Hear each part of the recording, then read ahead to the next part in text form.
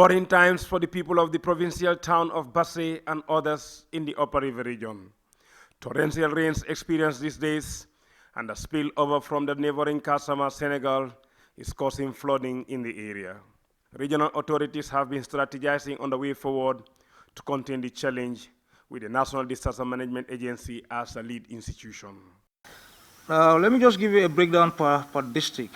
Tumanda district recorded 12 households, and population affected 214 in Tumanda, under 578, 6 to 18, 70, adults 66, number of displaced 12. Fladu East, number of households affected 11, population affected 97, under 5 51, 6 to 18 years 27, adults 19, displaced 20. Ndma said Tumana district was the hardest hit.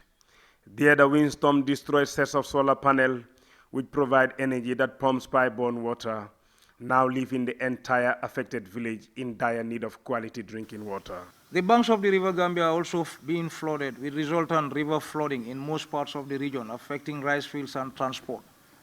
The river flood poses potential health risk as communities living on river banks rely on it for laundry and other domestic use. The Basse Ferry Services is also worried that more rains in the coming days will certainly halt their operations as the sea level rise continues to increase as a result of flooding. And what would that mean to the people of URR in the movement of goods and services, as this ferry crossing point is linking the administrative town of Basse with Wuli West, Wuli East, and Sandu districts. Mombonumboub, the security officer, other ferries said until Tuesday, only 4-wheel vehicles and 10-wheel trucks could be loaded on the ferry, as the ram can't be positioned the way it should be because the water level has gone up. Difficulties because of the ram. If the water is high, some people could not cross because of the highness of the water table, and the ram will slope like this rather than flat.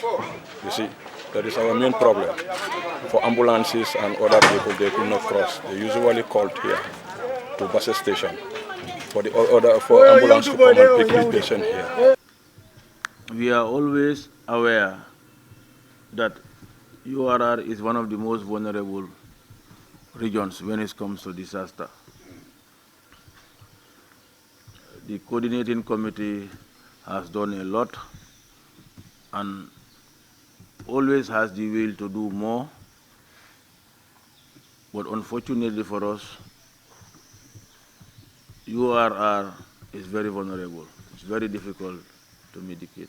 If URR is to experience more flooding in the coming days, only potential victims not residing on disaster hotspots will be given special attention by government through the regional authorities, and not those deliberately making disaster hotspots as their homes, like those residing in Basse Kabakama. In 2015, government spent over $1 million on them alone during flood instances, after which they were told several times to vacate the area, which always look like this during heavy rains, but remain deviant to government advice.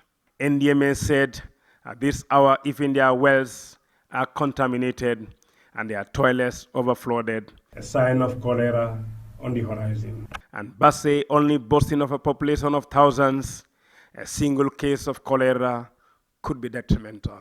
Louis Mendy, Grts.